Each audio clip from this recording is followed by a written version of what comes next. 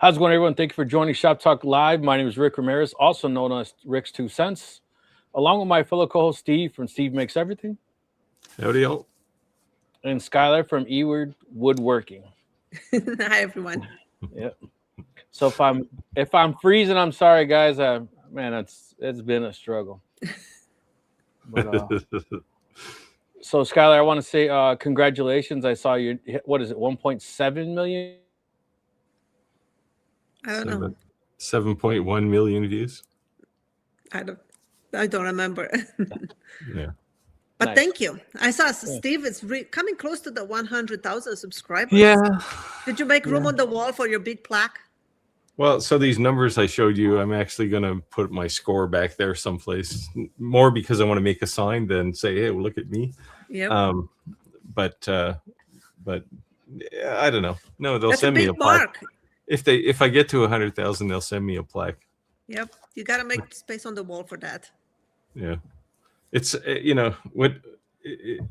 what's frustrating is when I look at analytics in YouTube, like 65% of people who watch my videos aren't subscribed, right? So I think that's typical for anyone. Yeah, it's probably pretty typical, but it's like, why won't you guys just click that subscribe button? And I mean, I know. I feel so weird. I've never asked people to subscribe. I'm like, they're always like, you should ask people to subscribe, to like, to comment. I'm like, I can't do that. They know what to do if they want to. Yeah, I do it once in a while, not too often. I think the biggest difference as a non-YouTuber, just as a person watching YouTube, they don't realize like what's the big deal. You know? Well, the thing is, subscribers from the grand scheme of analytics don't matter at all, right? No. It used to back in the early days. It's a vanity number, but it does impact the kind of companies that approach you. Yes, Right. I'd say that's the only real reason. I remember when I reached out to SawStop, asked them if they want to send me a table saw, and they were like, you need to have 100,000 subscribers for that. Call us back when you have that. Oh, wow. How about it is kind of a magic number. I mean, but the thing is, what really matters, especially to companies, is not subscribers; it's views and view time, right? Like, I mean, I only have like 4.5 million views. Yeah, for them, I think it's like the call to action. They call it. So it's like people that are likely to push the like button, comment, subscribe. Those are the people that are likely to click on a link, purchase something. Yeah. Yeah, collectively from all my social medias, I get over 1 million views a month. So 1.1 to 1.15. So that's pretty crazy. Yeah.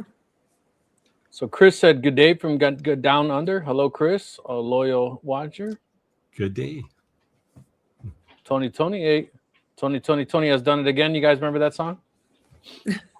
No, I'm not that old. It was a good song. Santa's laser engraving. I see he was posting on the Facebook group. He was having some problems with a 3D print. Do you see that crack? Yes, I responded to him.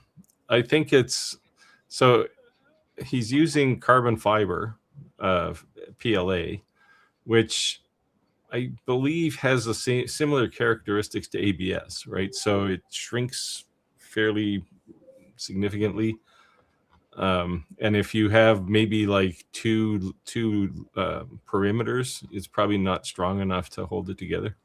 So I think if you went 3 or 4 perimeters and maybe increase the infill from 15% up to maybe 25, he'd be probably in better shape. Yeah. I think when you start getting to some of those just crazy filaments, like you're just going to be problematic. You definitely got to get some dialed in settings.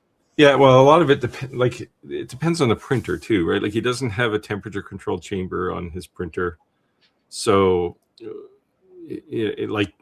there's no way he could print ABS. Like it would just curl right off the bed, no matter how hot the bed is. It's just how it is, right? And I think carbon fiber probably has the same kind of properties. So if he prints something and lets it cool down to room temperature before touching it off the bed, I think that'll probably help. But definitely, Yeah, because he said it printed fine, and it was 3 days later it did that. Yeah. That's crazy. To me, that was also maybe it was a moisture issue or something too. But the fact that once it's printed, it should be okay. Yeah, but it didn't happen immediately. It was days later, which kind of made me think moisture, something. Yeah, no, it normally won't absorb much water after it's printed. I don't know. Goofy. Mick Phil said hello from South Carolina. Hello. Skylar, people are glad to see you. They're saying hello. Hi. I didn't post this live stream thingy until about an hour ago. I completely forgot. And then I didn't know how to do it. I went to the live stream. I was like, I can't remember. I know Rick told me like 10 times. Did you get it? I think I did. I mean, I don't know. I did something. I do that. I do that panic almost every week. Said hello, Dennis in West Virginia. Hello, Dennis. Thanks for joining us. Oh, looks like you got a new subscriber, Skylar. Well, thank you. ABT Marketing said hello, everyone. Hello. Thanks for joining. If anyone has any questions, let us know. And I appreciate everyone checking in and let us know where you're joining from. So, Skylar, earlier you were saying how much snow you had, and Lowe's was very kind to send me this extremely large. I saw your review. blower. I watched it with no snow on the ground. Yes. They got very aggressive with me and said they'd kick me out of the program if I did do the review. And I said, I haven't had more than 2 inches of snow since I've got. You should have some sunglasses, a sun hat. I was talking to Jim Hamilton this morning, and he said yesterday it was like 70 degrees at his place. So yeah, I was like, it's not that I'm not trying. I just did. How am I supposed to do a review? I mean, I was in a short sleeve today, so it's been pretty nice. But Chicago weather is so weird, just all over the place. Yeah, I used to live in Chicago. So I was looking at my Facebook memories. One year on this time of year, I was on a snowmobile, and we went hours away. And then, like another year, I was out riding my Harley, and I was like, "There's just something wrong with this," But yeah. Oh, yeah. This time it's usually around now when I can look in my flower bed and see daffodils poking out, but not this year. It's been we don't have a lot of snow. We're really one warm day away from grass again, but it's not. We had a lot of really low temperatures too. Like today was 40, and that's the warmest it's been for months. Yeah, that's because you're probably further away from the ocean than I am. Yeah. David said, good evening from South Milwaukee. Hello. Thanks for joining. Hey, David. Chris said, Steve needs 4.6K to qualify for a saw stop. Laugh out loud. But I already have a saw stop, and I don't have room for another one. How much are they? $6 grand. Yeah, $6 grand, depending on what you get. Yeah, the one I asked for was the small contractor one, just because I wanted to keep it separate, just with the dado stack on it the whole time. Yeah. Oh, nice one. See, they're going to be regretting their words now. Derek Smiley Woodwork said, afternoon from the great state of Idaho. Hi, Derek. Sorry. Hello.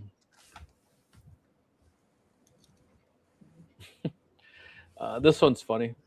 Big fork. I know. Fork. But you think if you're gonna pronounce it messed up, it'd be hilarious. Hi from Big Fork, Montana. Hello. All right, Sky. Looks like you have a question. Doesn't look like a question, but thank you. Yes, I don't know what multi-layer video. Is it the one you just published? The one with the wood, the different colors. Like maybe the box with the diamond shape. Well, those were nice too. The napkin, not napkin. What are they called? Tissue. Tissue box. I don't know. It's way too fancy to use. That's super cool. I have a roll of paper towel over here. I've been secretly looking through your Etsy and looking at the crosses to see if there's one close to that green one that I have already. I have not made any in a long time. I have I think I have like 30 of them that I poured. I just need to like send them and finish them. I just didn't have time. I have some that I poured last Christmas and I still did not finish. So if you have a green one, let me know. I know you had the red wood with the green epoxy. Yeah, super nice. Those are nice. All right, Steve, you want to take this? Oh, speak of the devil, it's Santa. I think with all the information I got from everyone here, I'm going to have to build an enclosure. Yeah. I assume that, oh, it's pet GCF. Yeah, I guess it might move around too. Yeah. So pet G does kind of expand, and it has a bit of shrinkage too. So yeah, an enclosure is what you want, and ideally you put some kind of heat in it so that you can control the temperature. Yeah. Heat and ventilation. Or, and this will sound bad, either sell the 3D printer you have and buy a Bamboo H series, or keep that one for making your smalls and get a Bamboo H, because they have temperature control chambers in them. Now I don't know if they turn them on for CF, but the fact that it's enclosed is probably enough. So try an enclosure first. Now, here is a question. I don't have a 3D printer, so I don't know. So this could be a very stupid question. Does 3D printers produce any fumes? Do you need to like put out the fumes through the window like a laser? So only if you're printing ABS or ASA. So it's the filament. Yeah. And like the Bamboos, they do have a charcoal filter or some type of canister type filter that's supposed to filter out. But at the end of the day, just like anything we say with a laser, right? If the fumes are toxic, it should be externally vented. Right. Yeah. ABS is not good. Now, most people don't print ABS or ASA anyway, but PLA and PETG are fine. But I will say this: I have an air filter, like a pretty high end one, and when I print, it changes the room. It checks the room environment, like whatever. It somehow tests the air. It'll go from 100% down to 87, 90. So it is detecting something in the air. I haven't smelt anything, but that doesn't mean that there isn't still fumes in the air, so to speak. So it has a particulate detector in it, probably looking for things bigger than 10 microns. Yeah, and I generally print everything in PETG, but so it's not something like ABS or something like that, but it is detecting something in the air. But I've never had a bad smell, headaches, anything like that to my knowledge. It's harming me in any sort of way. But that machine is detecting something is in the air. So we are bad friends to have. So I would say that soon enough you'll have one, Skylar. That's if Bamboo Lab doesn't send you one. When are you getting your Onefinity? They said like beginning of April. Nice. February, March, April. So did you end up going with the red line or the PWN CNC? I ended up with the red line. I got the generation 2 of the Elite. I got the woodworker just because of the footprint. I could not fit a 4x4. And I got whatever the red line controller comes with. Nice. And I got the table from them too. I was like, yeah, I have a table. It's sitting here, but I just got theirs. I'm excited for you. For you. Yeah. I've been trying to learn VCarve Pro, so I've been spending my evenings on the computer. Well, there's lots of help around for that.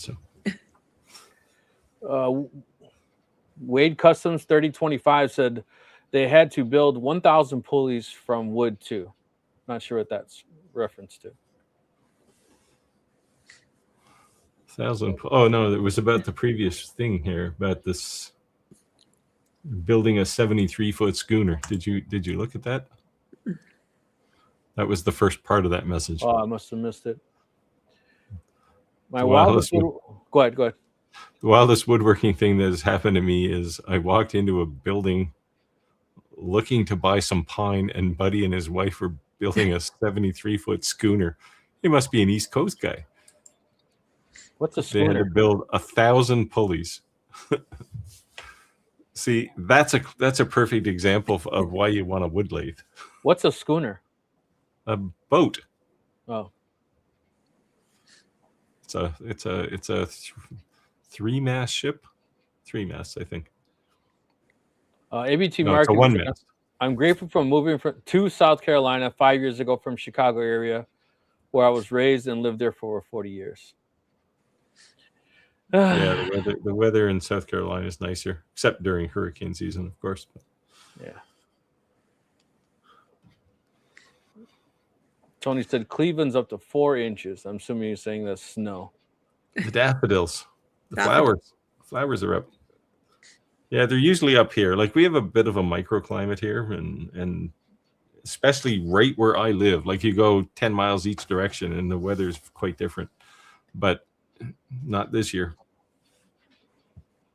Okay, so this is a topic I'm sure that's going to be in about 2 weeks, like nonstop. Skylar, you want to take this one? Craft show time is approaching. Gonna do coaster. Jim, what material, cork, slate, or ceramic sells the best?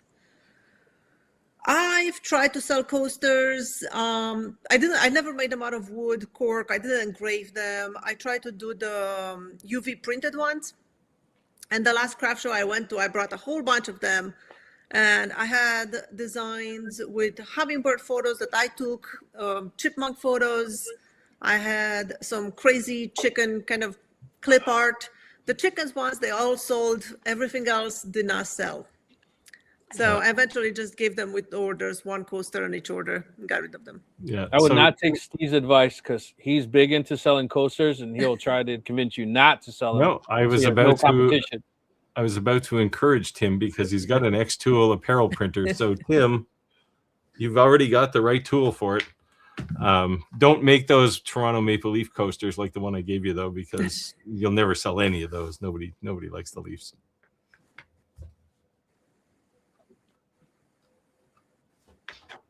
Roger's the coaster king, but he's not here with us today. But I sell coasters hit or miss. Absolutely nothing, and then 200. Absolutely nothing, and then 50.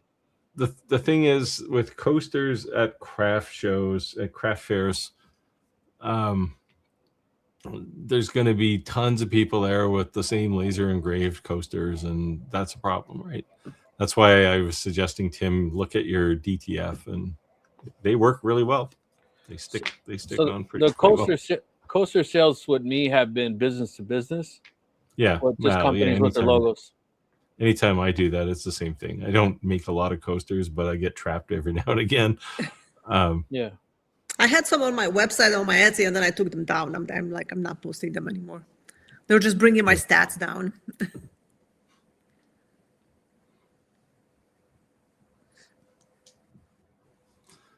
Jeez, where are you? Because, we're neighbors. Sure. Rick, ever heard of Blue Nose? As in pit bulls?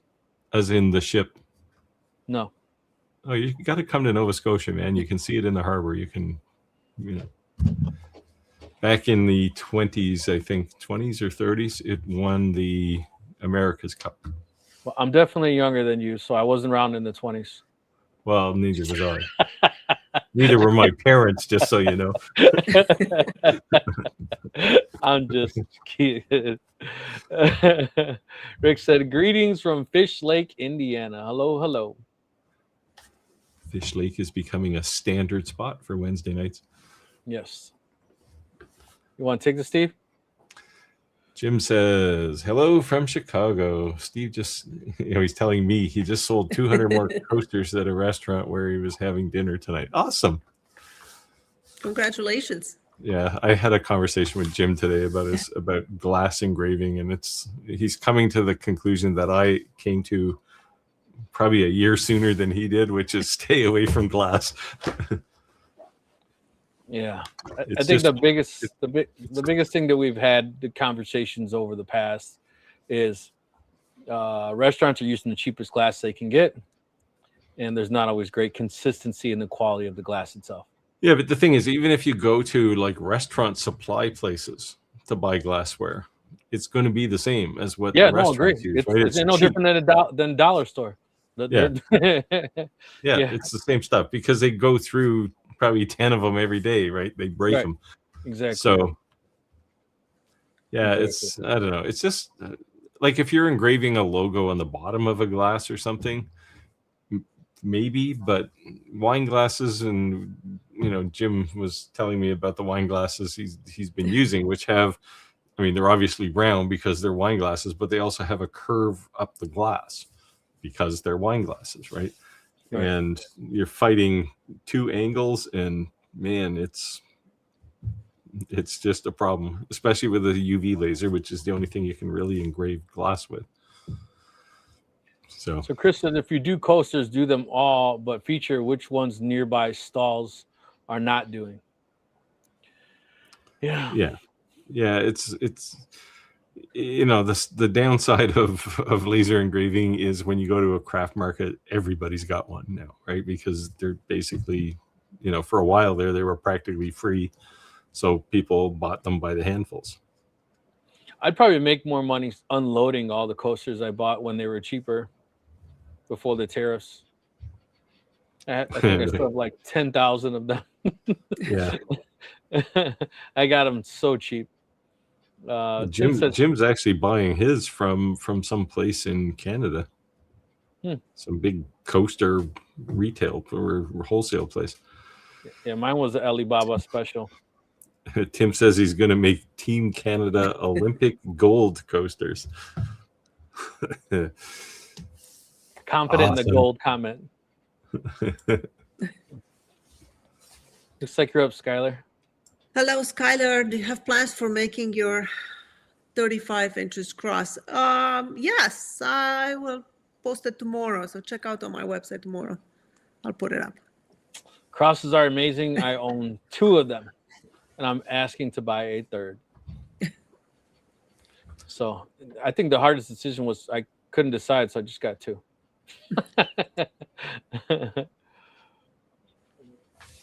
Tim said, Chris, I have no combo in my area with anything we make.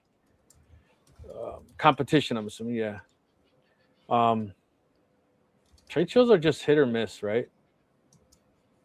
And I think that a lot of the ones that are like every year, people kind of become like a staple. They're known to come to those.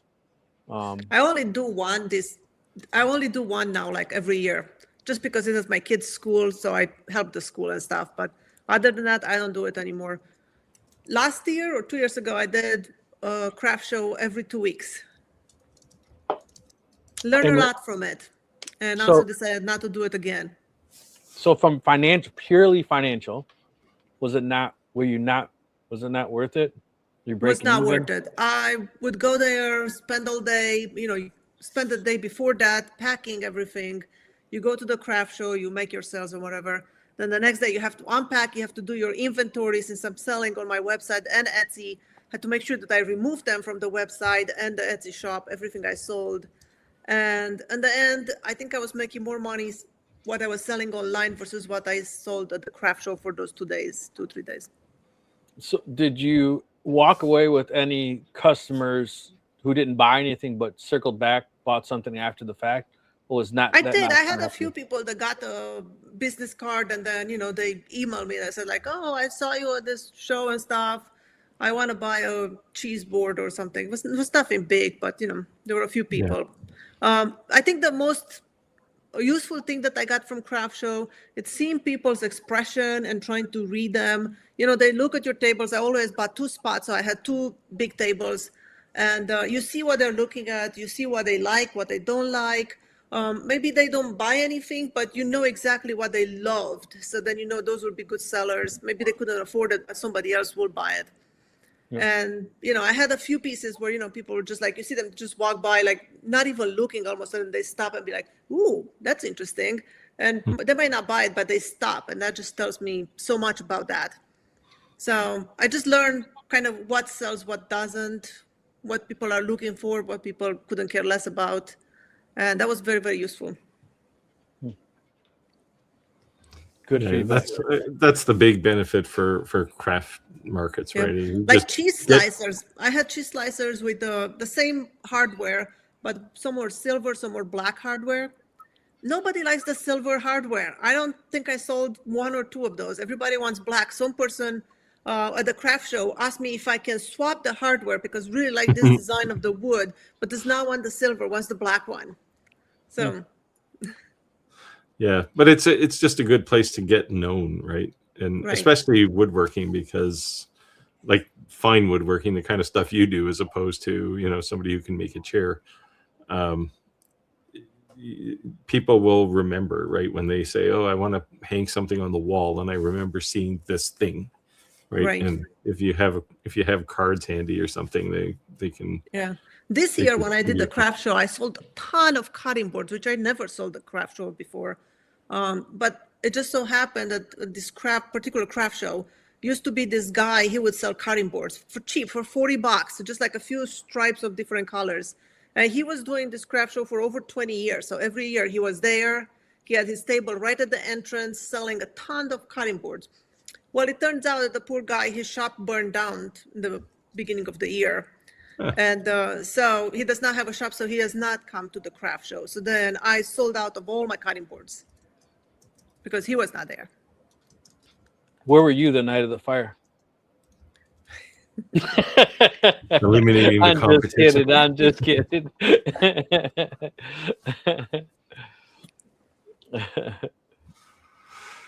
Steve, do you know where that blank place is in Canada? Jim actually answered it a couple lines down. It's Coaster Factory. Okay. Oddly enough, what a place to buy coasters. They do a lot of things for weddings and stuff too. But Wade, I put stuff in stores and pay consignment. I hate settling at craft shows. I've seen more and more of these places popping up. There's one about 40 minutes east of me. I was thinking about trying it because it was $100 a month. I was just concerned about putting anything of real value of the theft, because they ring it out, they charge it, they pay the taxes, they do all that. I just wasn't sure, so I figured for $100, maybe I'd give it a shot and see what happens. Yeah, Wade, you didn't say where in NS you are. I'm wondering how close we are. Have you guys done that? Put anything at consignment shops or anything like that? The ones that are around me, they do not take a flat fee per month. They want a percentage, and I was not in approval with their percentage, so no.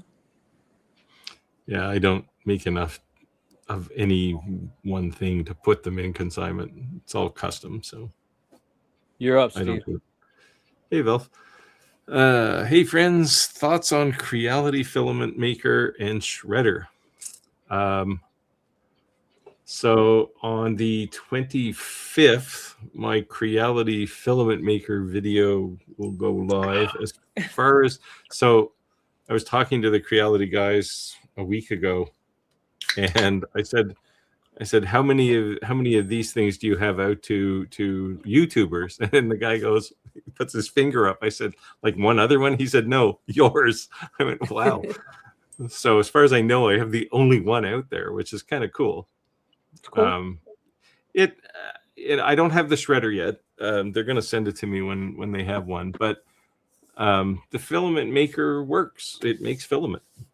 It's still pretty, there's some software updates I've requested to make particularly the diameter more accurate. It's pretty good, but it really needs to be solid, particularly for bamboo printers, because they're really picky about diameter. But yeah, it works, and I made color filament, and I'll make some more.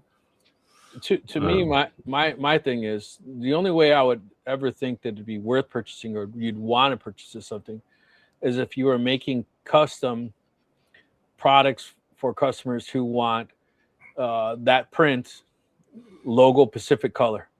Like, I don't want this word of blue. I want that exact. That's my blue. use case. That green. I want that exact green or orange. You know. Yeah. Yeah, and that's my use case for it. Which, when I told them, they seemed a little shocked.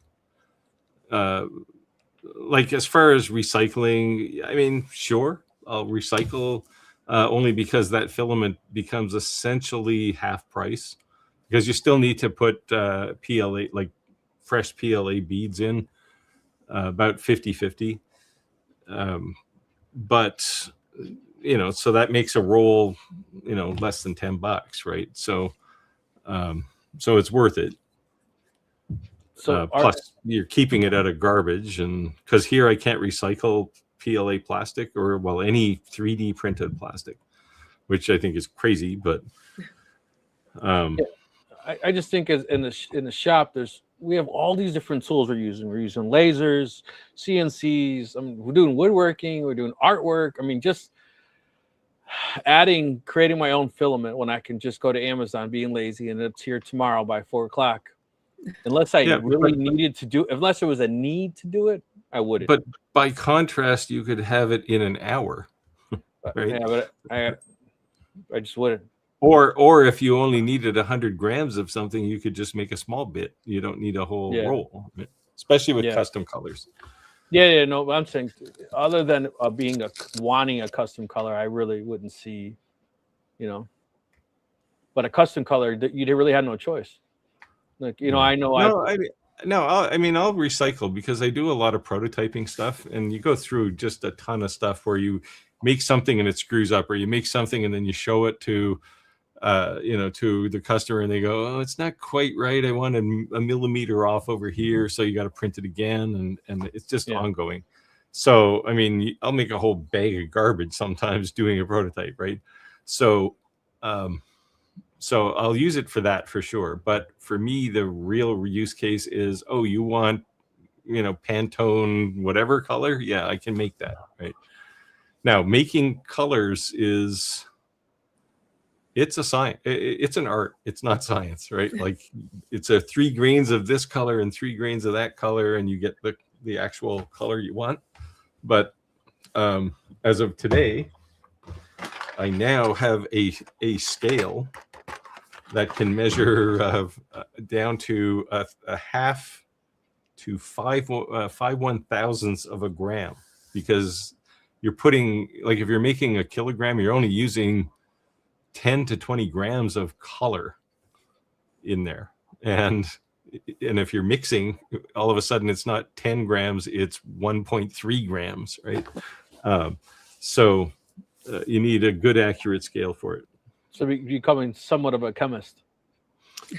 A magician is more likely, is more like, I mean, if you understand the color wheel, you can get by, but it's just an art form. Like the first time I looked at it, I went, oh, you want to make purple, you take half red and half blue. And I mixed it and I ended up with something that was exceedingly dark. And there's another option there, which is how much of each do you put, right? Equal amounts, but how much of each? And that controls the lightness of it. So once I started playing with it, I was able to make dark green and translucent green, which I thought was kind of cool. And then you can also do gradients as well. Skylar, do you want to take this one? I'm not sure what that means. Do you guys ever make a manger for Christmas holidays? Or? Manger. Yeah, I don't know what that is. It's a famous Christmas thing. Born in a manger. I guess I don't. It's a little barn is what it is. Oh no, I have never made one. I don't. My like wife a nativity scene with Jesus in it. Decorator. Nativity scene with Jesus in it. Yeah. That's usually what it is. Yeah. Oh, maybe I'll make one next Christmas then. There you go. It's made of wood. Tim said we have items at our local museum. Not sure what that's for. Some of your items, Tim? I'm not sure. I'm not old enough to have anything in a museum. This is Alberta, Canada, Steve. Oh, you're closer to me than he is. Oh. But welcome. Oh, Steve, you're up.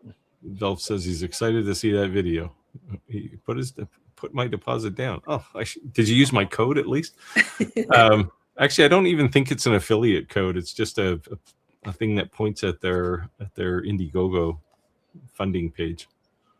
Chris said a friend went consignment, couldn't keep up with the help with overflow, had to pull it now just word of mouth. I mean, I guess that's kind of a good problem to have, right? If you literally are. Yeah. I just wanted to see how it goes, put it out there. But I think part of it was also what Skylar said is that you're kind of seeing what is rejected. Like that feedback is, and that's worth paying, you know? Yeah. Yeah, it's good market demographics, right? Yeah. But that's also very regional. Right. What doesn't sell locally might go wild online because you're reaching to so much bigger audience. Yeah, although you're in Maine, so it's probably like here in Nova Scotia, it's very artsy, right? And there's lots of these little craft places around. So yeah. Dwayne said small crowd tonight. Well, we definitely got the majority of our regulars. It's a quiet crowd. Not yeah, the but same number online. Yeah, but appreciate everyone dropping in. For sure, and let us know if you have any questions. All right, Steve, go ahead. Well, I have the next one too. Wow. Chris says, I wish filament makers would show PMS color codes. Yeah, I think that's coming. I think, I think it's safe to say that if Creality gets any traction with their filament recycling and manufacturing stuff, they're not going to be alone there. But until this came out, the only other one that I've seen that was kind of a commercial one, I won't even say for home use, was the 3D EV one, 3D Dev, whatever it is, which looks very similar to the Creality one, but it starts at like $6,000 US. Like it's not cheap. So that one is really kind of more for prototyping in small company type environment rather than, I got a bunch of scrap and I want to shred it and make it into new filament again. I thought it was funny when anyone I asked, hey, do you save the 3D poop? And everyone I asked said yes. And I said, what'd you make out of this? I don't know. I'm still saving it. Stuffed cushions. But I just thought it was funny. Everyone I asked said they saved it. Yeah. Red Dewey said he wanted to see that coaster. I save it. He wanted to see that coaster the Steve's makes everything coaster. Yeah. So these are, it's a standard core coaster, but this is a DTF print, which is pressed on there. These work really well. And the nice thing is you get high resolution graphics and full color. And they're very durable because the DTF, when you press it on there, is kind of like a rubber coating. And they're basically indestructible. It's like Veld Creation says, basically, pretty much what you're saying. He's using prototype stuff. I print a lot of stuff back to back for videos. They have no use for the prints. I'm interested in if I can recycle the material. It's literally just used for the video. Yeah. Now the thing is, unless you have to make sure you don't mix different filament types.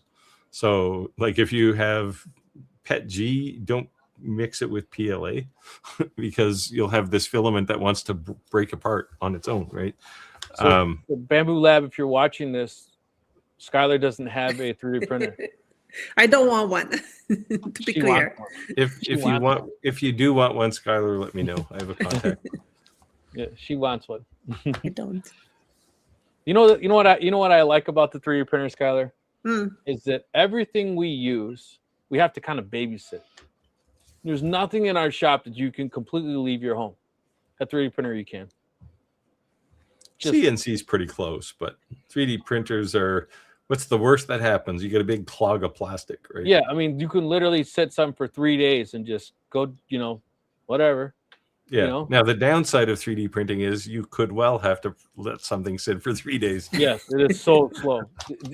Instant gratification is not a 3D. Not the game. No.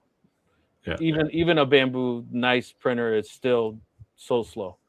Well, so the thing is, modern 3D printers are a lot faster than my very first 3D printer. The top speed on that thing was about 60 millimeters a second. New ones are 600, so they're quite a bit faster. Yeah. I mean, we're kind of at the limit of physics for current 3D printer design, so it's not going to get a lot faster, but they're definitely faster than they used to be. So Chris said, "I'm old enough. I'm old enough to be in a museum exhibit." There you go. Nice one. I think he could go stand in like a wax museum and just look like Santa Claus, and people would come and see him. Skylar, you're up. Hello from New Orleans. Thank you, Skylar, for the video. I love making your woven cross. Well, thank you for watching the video and making it. A lot of people love that cross. I think my video got 520,000 views so far now. Sweet. So Skylar, I was going to attempt to make that cross, but I bought a filament that's supposed to be wood-like for the 3D printer, and I wanted to see, does it look horrible, or I'm skeptical myself, but Steve was like, it has wood in it. I said, has anyone tried this filament? Steve was like, it has wood in it. I've seen people do it on a CNC. Yeah. So I'll try it. I just want to see what it looks like. Yeah. I'm just curious that how that filament looks. Does it actually look like wood? What does it look like? A Lincoln log? No, so it won't look like it. I mean, it's not going to look like wood because there won't be wood grain in it, right? Right. But it does have real wood in it. Now it's like sawdust, but it's gonna be like, what is that? Yeah. Like MDF. Yeah, it's kind of like an MDF, but you can get walnut if you want. Yeah, I have walnut. Yeah. You can paint it. There you go, airbrush it. Yeah. Then I might as well made it out of wood after I do all that work. Yeah, I mean, wood to make it look filament, like real wood. Wood filament to me is a bit gimmicky, but there are some crazy filaments you can get. Like if you want to print statues, you can get filament with like clay in it, marble. Yeah, marble. Yeah. You can get rustable iron filament. So you print it and then it rusts, which is, you want to make something that looks patinaed. You can do that. Yeah, making those crosses now, I can get them in 30 minutes done from the beginning to the end. You've refined that process. That's cool. Some assembly line there. Just do it. Yeah, you got to take your time though, otherwise it's not art. Have you seen one of, was it a bearded Viking? He was missing one of the fingers. A tip. Be careful. Russian complacency. Yeah. Chris said CNC is close if you have a good house fire insurance.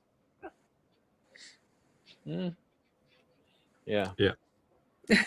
That's why I said I won't leave my house with anything running, but I would with a 3D printer, But yeah. So you guys got any upcoming projects? Anything you are willing to share or can share, I should say? I'm making the cutest little project now. Can we see it? Yeah. Let me get the computer and see if I can show you. It still needs a lot of sanding and shaping done. Oh, man, that's cool. So is that all different kinds of wood, or did you stain it? Yep. Nope. There's no stain. It's all just hardwood. This is not finished yet. I'm still sanding it. All kind of exotic woods, all different colors. There's no paints. That's cool. Wow. That looked awesome. So how many hours do you think you have in it so far? I started this morning and took many breaks in between. I'm laughing because I was thinking like, 4 or 5 days. You did all that like. No, I printed the pattern last night and cut all the pattern pieces, the paper pieces. And then this morning I started cutting them and started shaping them. And now I just have to do the final sanding and glue it together and make a backer. That's cool. You are truly an artist, that's for sure. Well, thank you. Yeah. I just thought it was so cute. Maybe a little bit cartoonish, maybe a little bit kid-like, but I loved it. Oh, it's cool. It's definitely cool. Yeah, and I didn't mean to be offensive and laughing. I was laughing because I couldn't believe how fast you did it. I was not expecting that. She doesn't need a CNC. It would actually take it would actually take longer to do that with a CNC than you're doing it by hand. Well, the cutting doesn't take long with the scroll saw. It's 42 pieces, and most of them are small like this. There's the shaping, the sanding to round over all the edges and shape it and give it the 3D look. So the cutout would be okay on a CNC. It's the shaping would take a long time, because that would be like well, depending on the resolution you want, how much you want it to sand, either an 1/8" ball bit or a V bit of some sort. And that's really slow because you're not taking off a lot of material with each pass, right? Right. I think the longest process for this is to choose the right woods. So it's like I had all kinds of different species of wood. I was like, what goes with what? And then you do the feathers, and you don't want two very close colors next to each other. So just picking up which part is going to be which color, was the hardest part. Looks like you got a question, Skylar. Skylar, what stains did you use for all those colors? There's no stains. There's just all natural wood colors, all exotic woods. I have to ask you a question. How do you like that planer behind you? I have it brand new in a box. I haven't opened it yet. The DeWalt. I had it. That was one of my first tools I ever got as a woodworker. So it's been 3 years. I changed the blades once about a few months ago, but it's working great. Do you have the Halo Hex blades in it, or the regular? No, just the regular ones, because when I got it, they gave me an extra set of blades. So I just changed it a few months ago. So I was laughing because that exact planer, there's two different versions of it, right? There's one with an extended table, and then it also comes with 3 sets of blades. When the other one doesn't have the extended cable, it does have the extra blades. Maybe they had a surplus, or maybe it was a mess up. But the one with the extended table and the extra blades was cheaper. And I was like, what? so that's what I got. Yeah, I use it. I mean, I mill my own lumber. So every project starts on my jointer, planer, table saw, and then I work with it and go through the drum sander. I use my drum sander for every project. I do very little sanding by hand. Mostly I had the edges. It's coming. I just cedar fence pickets. So my whole thing with that is I thought if I could barely just take off the rough and just run them through that, because the one I had before, it was not a DeWalt. Man, my ears. Well, this one is pretty loud too. Yeah. All planers are loud. Yep. Man, like holy macro loud. Ordinary Woodworker said, hi all from Colden Rayleigh, Port Oregon. Hello. Hello. Ordinary Woodworker. You're up, Skylar. I would make Skylar's models if I hire someone to do the sanding. Yeah. Definitely having the right sanding tools helps a lot. When I got my scroll saw, I got it because I want to do this intarsia type of projects. And I didn't have a lot of tools. So I was just doing all the shaping and sanding by hand. And then my first project was this sailboat. I put it in a frame. It was like, with the waves, with the water and whatever.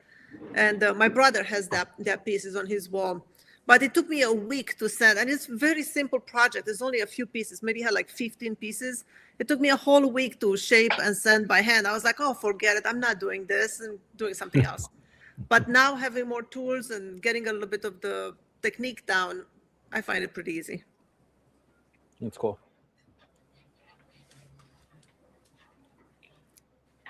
You're up again. Sky, can you do like clack and print things for your shop? I'm not sure what he means by that, print things for the shop.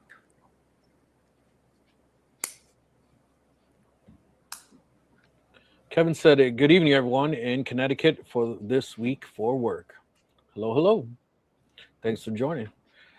Just want to let everyone know that this, for the most part, our regulars are in here, but if anyone is new to the live, this is a live questions and answers. So don't think that you are changing if we're talking about CNCs and all of a sudden you want to talk about 3D printers or you want to talk about YouTube or marketing or anything. The fact this is not a scripted video, so you're more than welcome to answer any question at all. You're not bringing us off target or off topic.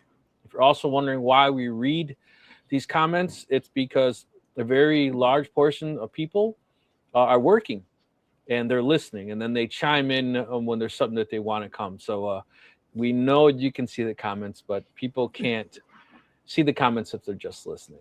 Just wanted to mention that. So speaking of CNCs, there is news this week. Unbelievably, Millmage is finally going to ship. Only a year and a half later than they said they were going to release it. So it's a typical software project, basically. It's going to be interesting to see because it's pretty basic. Like no one who's using VCarve is going to give it up and take up Millmage, but they might eat into Easel's market a bit. So, Skylar, do you have Menards near you or no? I don't think so.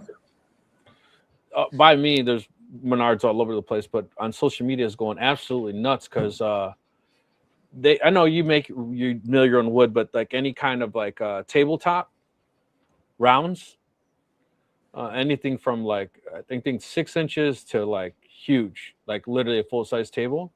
They're blowing them out. Like I think the 18-inch, 22 inches are like $2 and $3, and wow, that's awesome. Thick. You couldn't buy the wood. You couldn't buy the wood for the rounds. So what kind of wood do you know? I can go grab it. I bought some, but there's all different kinds. But yeah, let me go grab it. Hold on. It's always good to have wood for tabletops.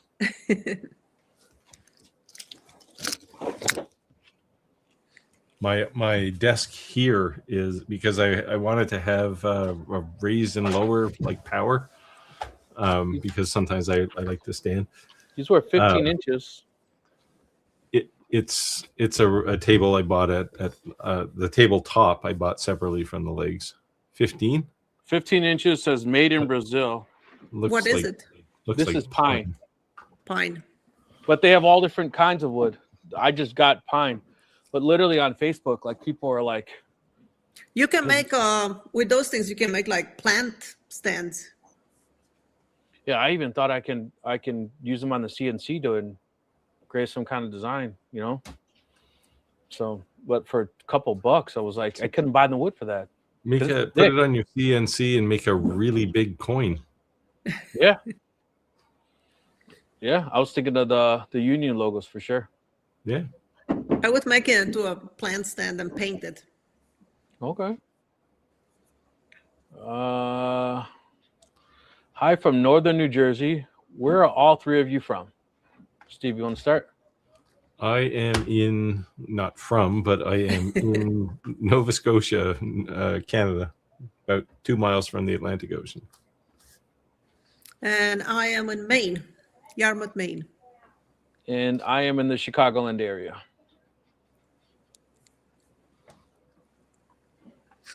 I think Tony is making good comments on your comment, Skylar. Tools, jigs, and fixtures. Once you're actually doing something, a jig is gonna be a lifesaver, right? For something. Yep. I think I have more jigs in my shop than I have tools.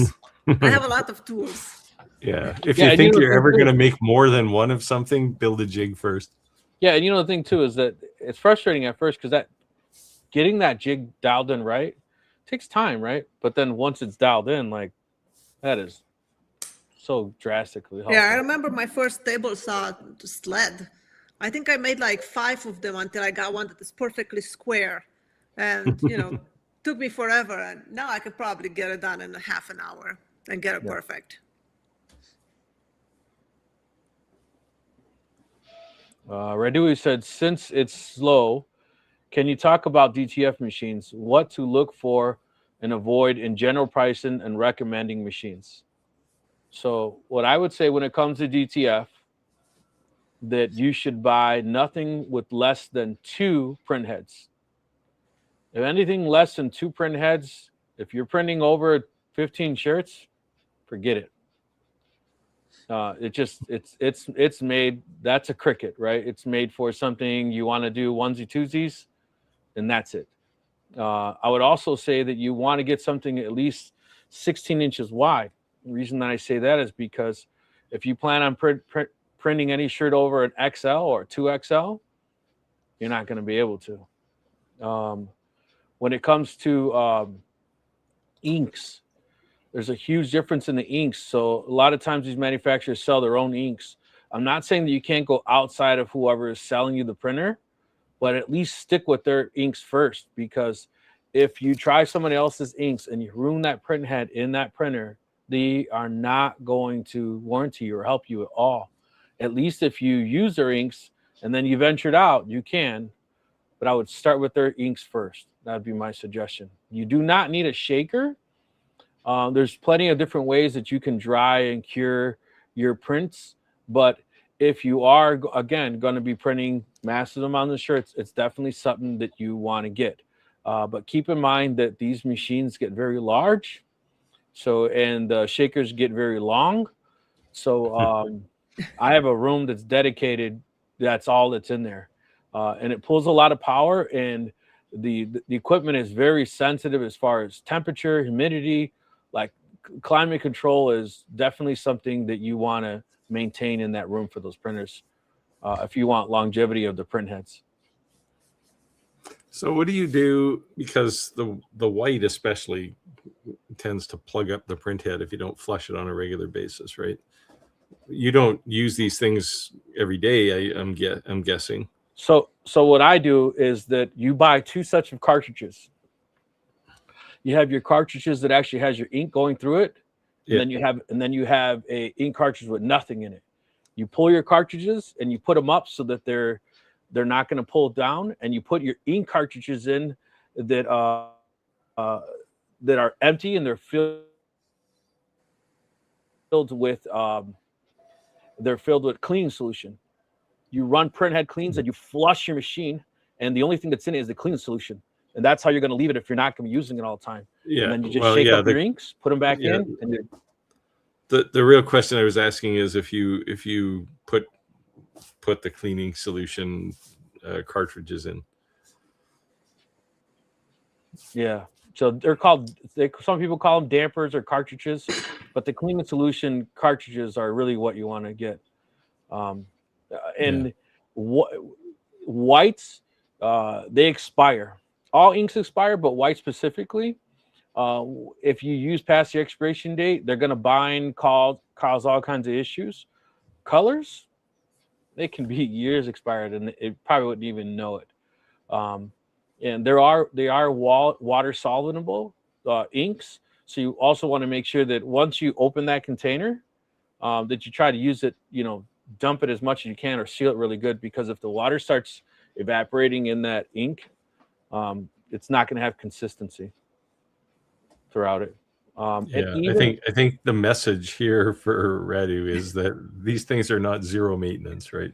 Yeah. So Radu, if you're on Facebook, look up let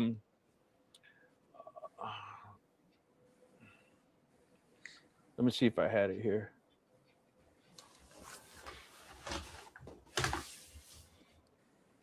I'll see if I can get his information and do it. There's a guy, he's in Texas. How do I say this? There's only really like 4 manufacturers when it comes to those print heads, and everyone's almost pretty much using Epson print heads, right? So everyone's using rebranded, just as the same thing they're doing with lasers. Dennis Moon. Go on Facebook and do a search for Dennis Moon. He's in Texas. He's one of the only manufacturers who are manufacturing, I would say assembling, in Texas. But the cool thing about Dennis Moon is they call him the DTF King. He's one of the first person in the United States to print DTF. And he actually, I was like one of the third because he got me into it. And he knows everything about DTF. And the cool thing is that if you buy from him, not only does he sell the equipment, he sells all the supplies. And if your machine is going to go down, there's no doubt it's not going to go down. At some point in time, you're going to have maintenance issues. He has all the parts in stock. And if you have an order you can't handle, he prints too. So he's just, and the guy is loaded. I mean, he is like rich beyond belief. And he's the guy who will bend over backwards and just help you when he doesn't have to. He's just a solid guy. Yeah. So check him out, Dennis Moon.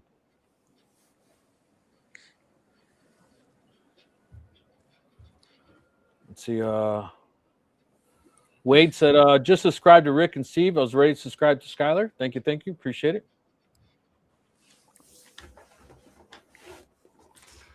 Chris says, yeah, Mill Mage is not there. Is not there that yet, I guess. A beginner will be pushing the limits of it within a week to a month. Yeah, this is my worry, right? Like he said, they dropped inlay operations for some reason that didn't affect me, and no 3D at all. I mean, the reason they would drop some of these key features is because they did eventually want to ship it, and those are hard things to do, right? Like I mean, 3D less so, but the inlay stuff that they do in VCarve, and if you haven't played with that, and that's something you're going to be interested in too, Skylar. I know. I've watched all kinds of videos. I've already went through the whole projects, did some inlays and created tool paths and stuff, and did all of that on VCarve. Ready. Yeah, well, so a lot of the videos will be the old version of VCarve before they added the inlay toolpath. Like you could do it before, but it was a pain. Now you just basically say, here's my design, build me, create a toolpath for inlay, and it will create both halves of it for you in one shot. And they fit perfectly together. Like, it's just amazing. So what you get then is effectively two pieces of material, and you can say this one is the plug and this one's the socket, and it just builds the tool path for you. Tim says, those are hard. Tim says, best ETR printer in my opinion is X-Tool apparel printer. I'd say this: you will never, ever see an X-Tool printer in any production shop. Ever. It's cool for a home-based business. It's cool for someone who's going to do it occasionally, but a large production shop, never happens. Yeah, keep in mind, X-Tool's market is not large production anything, right? Right. I've actually had to stay awake for like 2 days straight printing, because the other thing is that you're trying to finish orders on the smaller printer. I literally had to cut my foundation and install a commercial door to put bigger equipment in my house. So trust me, like I'll talk to Dennis, see if we can get him on the line. But the thing with the X-Tool is it does a lot of its own maintenance, right? So that's the real. They all do that now. Yeah, they had no choice because the production ones weren't doing it, and all these little ones were coming out. And the same with like the E1, right? It shook up the UV printer world because it did all the maintenance. Like I can leave mine sit for a month and then just go and print something on it, and it works fine. Right. So the biggest thing is you got to understand is like even all these like in DTF, these self-maintenance type things, stirs and all this and that, there's no way it can actually touch the bottom. Like if it's in this container and it's spinning, it can't actually touch all the way to the bottom because it would be hitting it. So there's a 1/16 of an inch, an 1/8 of an inch that it's off of the bottom of the container. And even though it randomly stirs it, that's still settling. And in white, there's metals in the white. Yeah, it's titanium dioxide. Right. So you still have to take every now and then that container that they're filling the inks in, when they have these bulk ink systems, and clean them out with distilled water. Yeah. So, and I mean there is definitely maintenance on something like an E1, but it's not daily maintenance. Right. Whereas a typical up until they came out with that, a typical UV printer, you were doing the same thing as a DTF printer, right? You were flushing the white and it was just a lot of maintenance. And a DTF printer should not sit longer than 3 days. Yeah. I mean, when I had my Pro Colored sitting in my shop, I would literally walk by every day and push the head cleaning button. And it doesn't use a lot of ink, but I just got to the point where, this is dumb because I'm not going to make that many T-shirts. So I found a good home for it where it was getting almost daily use. So, nice. It was a good place for it, and I can still get my T-shirts made, which is important. So there you go. All right, Steve, you're up. David says, Steve, does the alien cell use light burn well yet? I guess it depends on what you mean by well and yet. I mean, certainly you can use Lightburn. What you lose, though, is effectively all of the reasons you would buy an alien cell in the first place, except for the size. What's an alien cell? So an alien cell is a new diode laser, but it's big, right? It's got a 700 millimeter by 400 and change millimeter. So it's pretty big.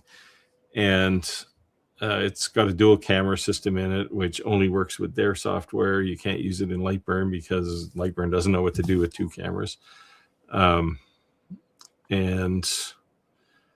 like any of these things, if they say, oh, we support Lightburn, but here's our software, I'll use their software every time. There's a reason. They wouldn't have gone through the trouble to make their own software if there wasn't. Well, no, but the reason, so Xtool was a prime example, right? Back in the day when before they came out with the Xtool Studio, they wanted Lightburn to add a bunch of capabilities to Lightburn to support all of their new features. And Lightburn, I don't know, either said no or dragged their feet or whatever. So Xtool said, fine, we're going to build our own software and show off things like contoured focus and all the other things that they do. And there's a reason, right? Because you can't do those things with generic software. So, but it works. I've used it in Lightburn. It works fine. Kevin said 65 watts CO2. Tried cutting some quality MDF, but it does test grid. I get a lot of flare-ups. Got nervous a couple times. Flames lasted a bit longer than I was comfortable with. Yeah. So this is the hard lesson with MDF, right? MDF does not cut well with lasers, and certain kinds of MDF are worse than others because of the glue in it. Yes. So like MDF is 50% sawdust, 50% glue. And if it's exterior MDF, particularly, it's virtually impossible to cut it with a laser. And Kevin, the other thing that I've done that helps with that is put masking tape over it. Yeah, you can do that. You can do multiple passes and go faster. Yes. But we've also probably lower the focus, right? Every pass. Yeah. You need to lower focus. But the other thing that, if you've ever watched, I was actually going to bring it up. Once in a while, we do fails, and the reason we do fails is because, we're on YouTube, and Skylar shows us a beautiful cross. Steve shows us, amazing chess piece. And we're showing this laser engraved that looks so perfect. It's very scriptish, things that I'm doing for memorial stuff, and we're not showing you our fails, right? So that can be discouraging for someone who's first starting. So once in a while, randomly, we show our fails. And one of my biggest fails was exactly what you're saying, Kevin. I was cutting something over and over again, over and over again, over and over again, and all of a sudden, whoa, went up in flames. Well, I mean, Skylar probably doesn't make any fails, but when I was learning, I do plenty. I do more fails than succeed. when I was learning to make chess pieces on CNC, I didn't have any flame outs because it's a CNC, but I did make a box full of kind of quasi round things that looked like half a chess piece. So they all became a bunch of firewood. But, I tried to do with my Shaper Origin. I was making some oval boxes that has like a hand carved lid, and I was cutting them with it. But on Shaper, you cannot put tabs, so you would I would cut the pocket. Everything went great, and then when you cut out the box, you get to the very end, and it dislodges, and it just kicks it into the bit, and it takes a big chunk of it. And I think I cut like 6 of them until I got one okay. Can't you do like you do with a CNC and put 2 pieces of tape, glue them together, and stick one on each side and stick it down? Well, I did that. It still moved a little bit, and you cannot put tabs like you will do in a CNC, so it stays together, and then you just cut them. So then what I ended up doing to get it successful, I just leave like an onion skin, so you don't cut all the way through. And then I'll take it to the bandsaw, cut that part, and then take it to the router with the flush trim bit and cut the remaining. But workarounds. Yeah. Well, the good news is you can use tabs in VCarve. So Tim said, it doesn't take much. Like you can cut a pretty big piece and leave like 3 tabs in it, and it'll stay there. Right. Tim said it is, but the best I've had for a short a year. I didn't buy the shaker like Rick said. Got a cheap oven for the cures of prints. I'm gonna talk to Dennis and see if we can get him on the live.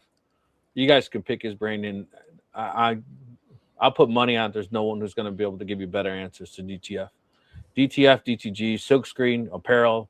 He owns a factory that makes his own hats. Like he's deep. He used to make boots. Mexicans are really big. Anyone from the South is big into boots. With those really long toes? No, he didn't do those. But yeah, but those are funny. I'll talk to him. I'm sure he'll do it. Frank said, hello, everybody. First time watching the show. I know Miss Ewing's channel, but not the two gentlemen. Can you say your channel, please? Actually, if you look at the bottom, there's a little ticker. It's right there. You'll see Steve and I's, as well as Rogers, who's not with us today. Rogers, actually, those who are maybe wondering, is at a cooking event for a fundraiser. Oh, nice. So he is cooking for a fundraiser tonight. He's doing some charity work tonight. Yep. And it says shirts would be the last thing I would consider doing. Yeah, I kind of feel your pain. I was thinking of mugs, glasses, and coasters. Well, then you're talking about sublimation. Yeah, you're not. Yeah, it's not really a DTF task. You can do it, but it doesn't. It's not. Roger does a lot of sublimation, right? Yes. Yeah. And his daughter. But he does 3D printing on it, right? It's not, or he does inkjet printing type stuff, not DTF. He doesn't have a DTF printer, does he? Oh, he does. Sublimation. Sublimation ink. Yes. Yeah, it's. I mean, you can do coasters. Well, you still need the sublimation materials. You can use a UV printer for that. Do you still have your UV printer, Skylar? Did you get another one? I do. It's having some issues right now. So I'm waiting for them to see what's going to happen. You don't use it enough. I have not used it in a while. Most of the issues I've had with mine were software. Every time they update the firmware, they create a new problem. Yeah, well, mine, the motor that stirs the ink, it's stopped. So. Oh, well, that is a problem. But you have a new one, right? You have the production one? Yeah, I do. Skylar, you want to take this one? I have some slabs, but one slab has a void and 6 inches wide by 12 inches long at one end and 1.5 deep.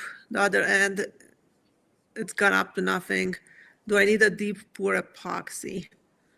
I would use a deep pour anything over 1/4 inch, because otherwise it will create too much heat and cure too fast, and you'll have all kinds of issues. It can crack, turn yellow. Yeah.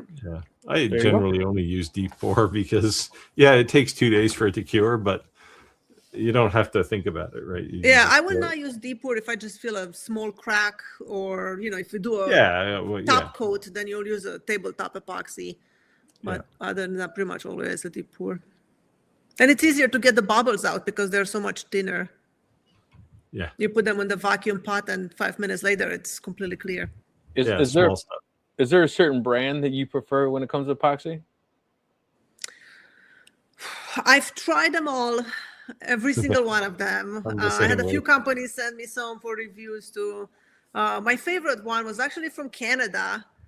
I know the one.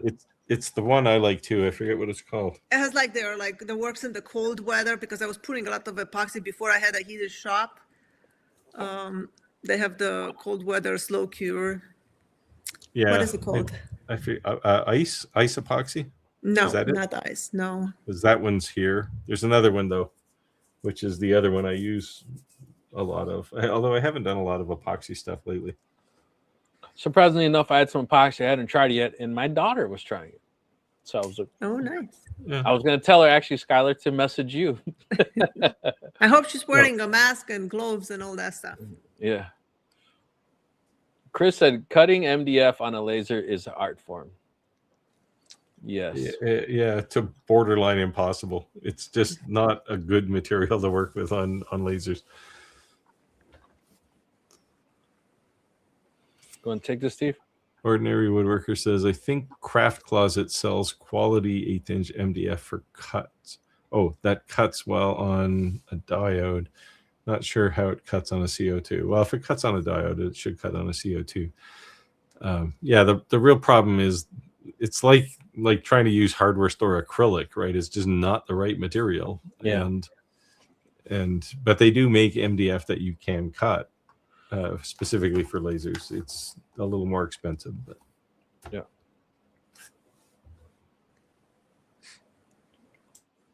Chris said OW Craft Closet's secret is consistency of the material. Yeah.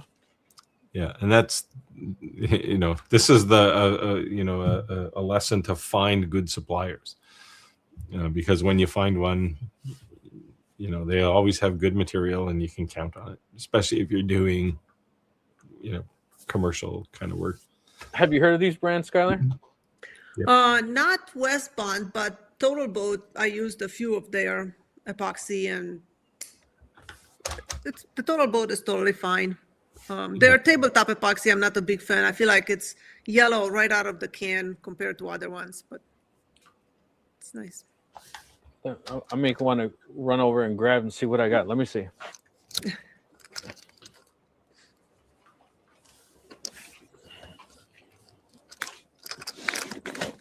I'll show you the one from Canada. Let's see if I can go find it quickly. I'll take you into my finishing room. That is a mess. This is what I got. Promise? Promise epoxy? Yeah, I have some of that too.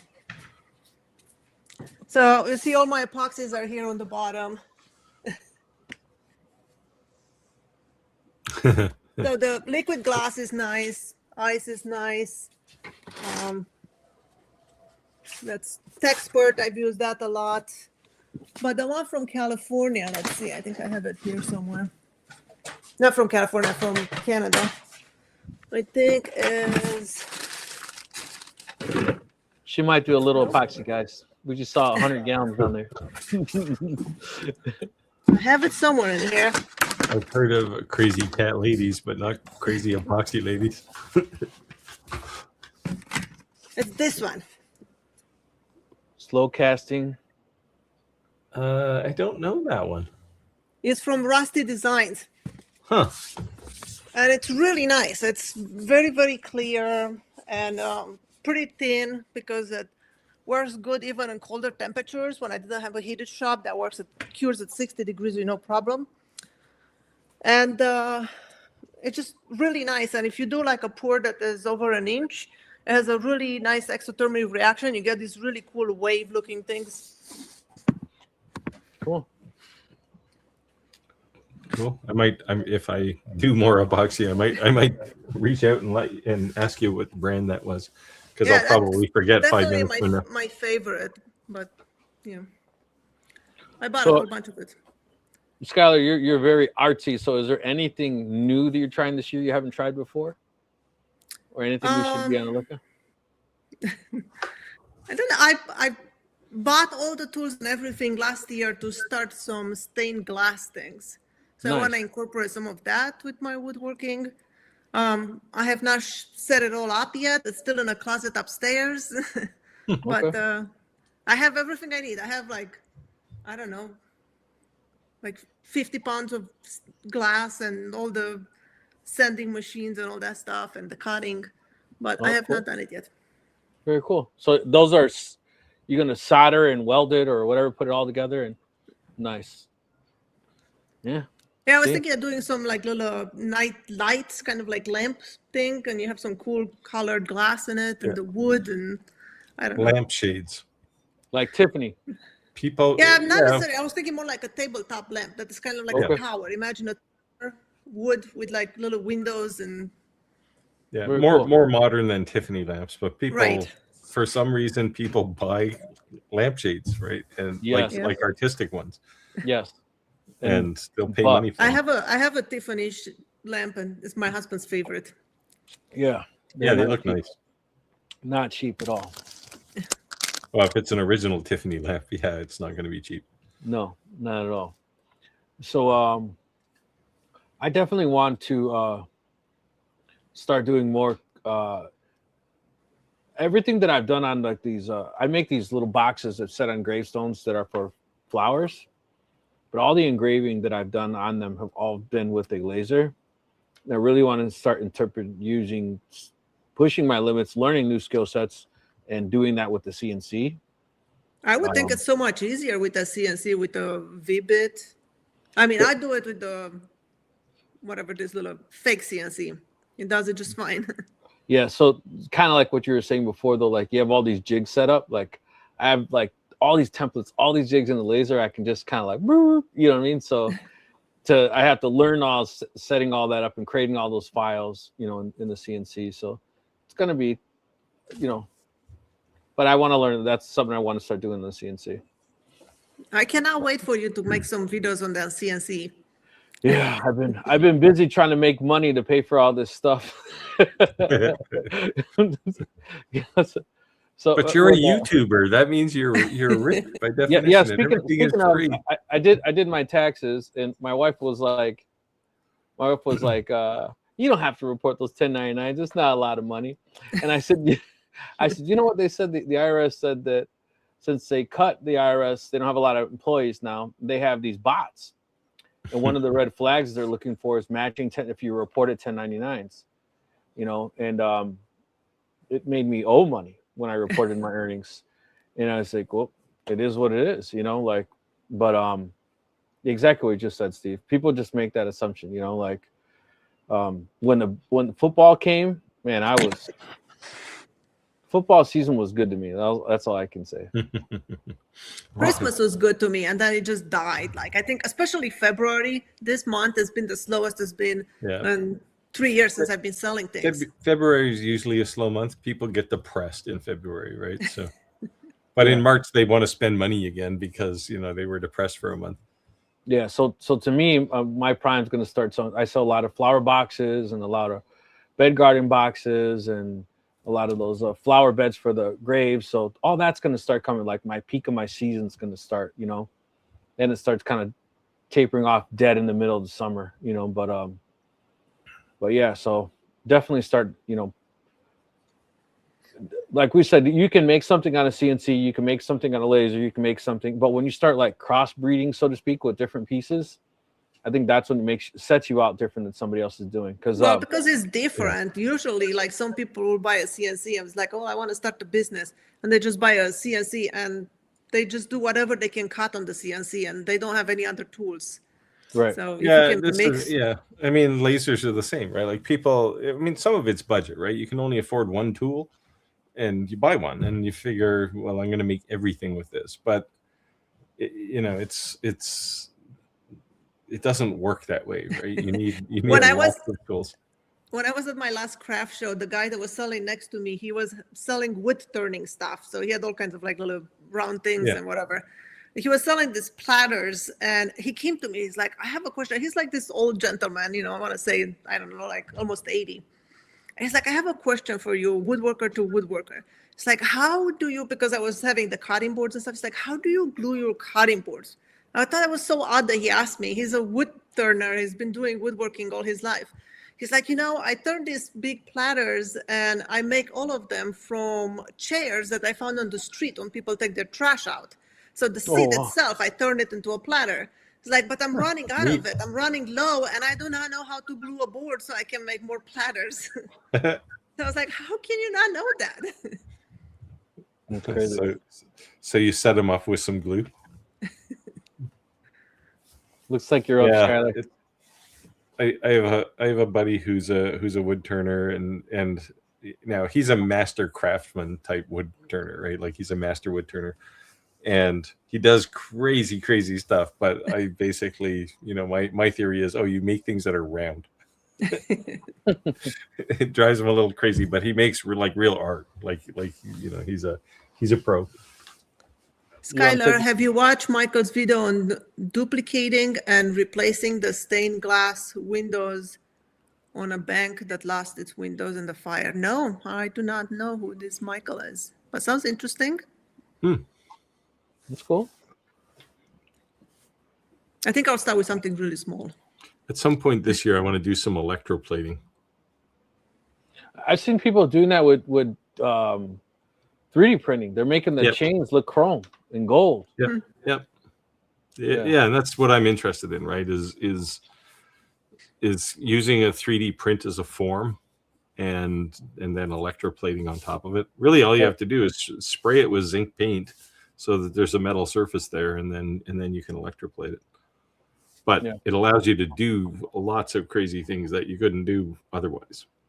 Yeah. So that's kind of my mission. That's when I get a free moment, which might be December. So I don't know.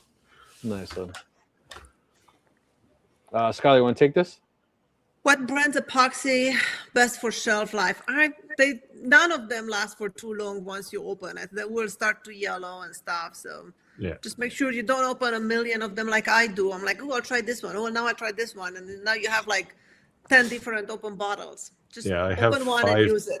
I have 5 different ones open on my shelf, and they're probably all going to be tossed out because I just haven't made anything. You can still use them. You just have to use them with a dark color or warm tones, because they're yellow. We're making everything with black epoxy, with black dye in it.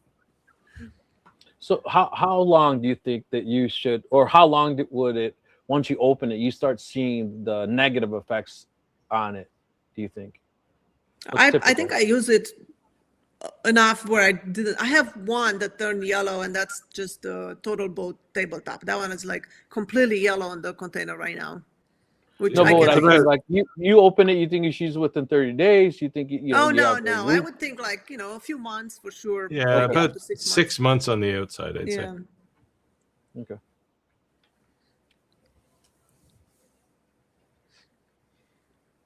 Chris said it's not a lot of money until you have to pay the IRS fine. Exactly. I was like, ain't worth it.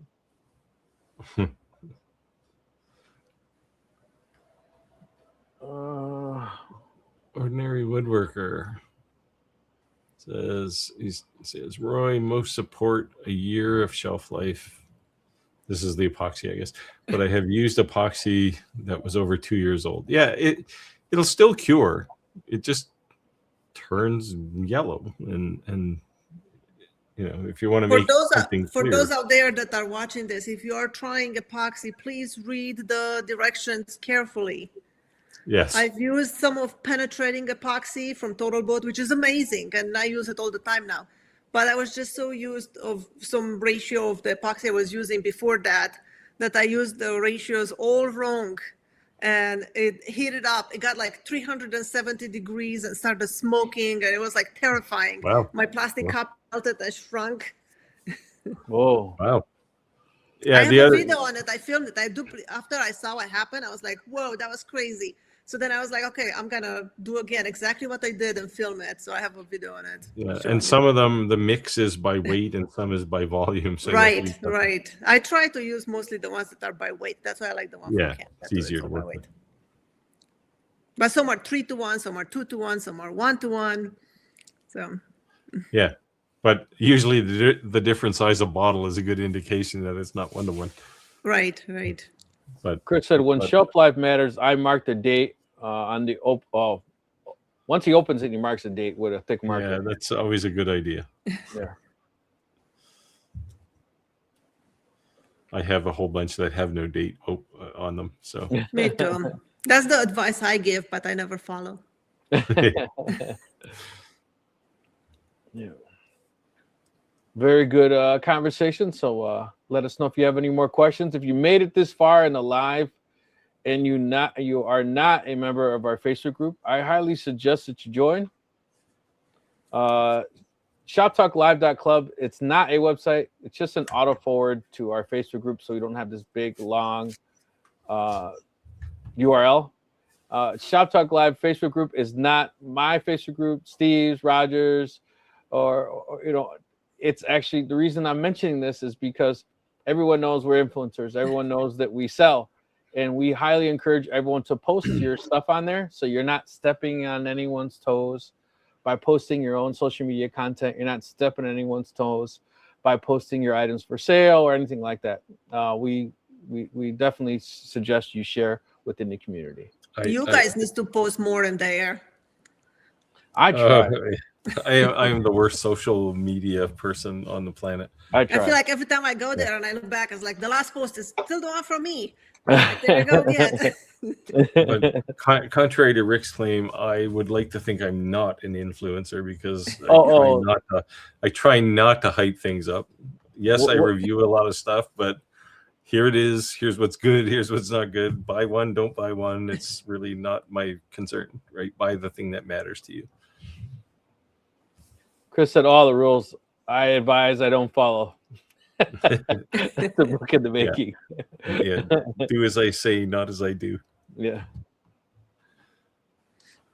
I have a question for you guys. The VCarve Pro versus Aspire, is it worth it? I mean, I just went to VCarve Pro because I didn't know what to get. Yeah. Go ahead. So for you, because you want to do a lot of 2.5D type contour stuff, at least I'm assuming that's what you want to do.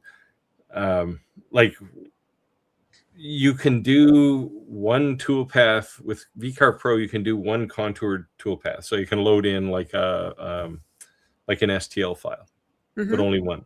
With Aspire, you can load in as many as you want. And do you ever need more than one? I mean, well, you might, right? If you're doing something that's maybe round up here and square down here, and you want to put two things, you might want to have more than one. But with VCarve, or with Aspire, you can also author 3D contours, which you can't do with VCarve. VCarve, for me, I just didn't want it to be too confusing since I'm not familiar with the program. I said, so they're all exact supersets of one another. So starting with Cut 2D, which basically says here's how to cut straight lines with a CNC. So that's the similar kind of thing to MillMage. It's pretty basic. And then, but you can upgrade to VCarve, whatever they call the small one, and then VCarve Pro, and then Aspire, and they all just add more capabilities. So, if you don't want to use something in Aspire that's only in Aspire, then don't use that feature. Right? But you're going to want to at some point. I only went for Aspire because it was so expensive, and I figured if I didn't spend the money while I had it, I might not have it later. You might not be allowed. Yeah, exactly. That's the only reason. Not as if I knew any of those people. I mean, it's a good strategy, right? Because if you buy it now, it's what, $2,000 or something. But if you buy the $500 or $600 one first, and then your wife says, "Well, that's pretty expensive," then the other one is out of is out of your view, your sight line. So you go for the top one first. Yeah. It just add everything. I mean, even this Skylar, I saw your post the other day about the bits. Steve was making fun of me because when I first went down that rabbit hole, I was like, "What do you guys think of this? What do you guys think of that?" And it was the flattening bit. Like you look at this flattening bit. Now, a flattening bit's sole job is to flatten MDF, which is like sandpaper, right? So, I looked at I think mine cost $70. Yeah, I want to say it was it's a good one. It's an Amana one, but you were looking at one that was like $400, and I went, yeah, I can't remember. It was expensive. It was a couple $100. I can't remember which it was. It's been a while. And then you were asking if it was a good one. Well, yeah, it's a good one. It's probably too good to put on MDF. Yeah, right. I have flattening bits. I think I have like 3 or 4 of them because I use them with my router flattening jig for the slabs. Okay. Yeah. Yeah, but it was like, man, I got the same bits you got, and then I was over at our buddy, what's his name? We had him on the live. Andy? Oh no, yeah, what the hell is his name now? The cut too close or something? Yes, cutting. Yeah. I bought some of his bits. And then the cool thing is I bought his bits and give him some support because I did download his database. Yes. Yeah, I did that for the IDC and I did that for the SPED tool because I bought like $1,000 on bits from Amazon from SPED tools. So I have all the database and makes it easier. Those ones are good. We'll say for learning. Discount.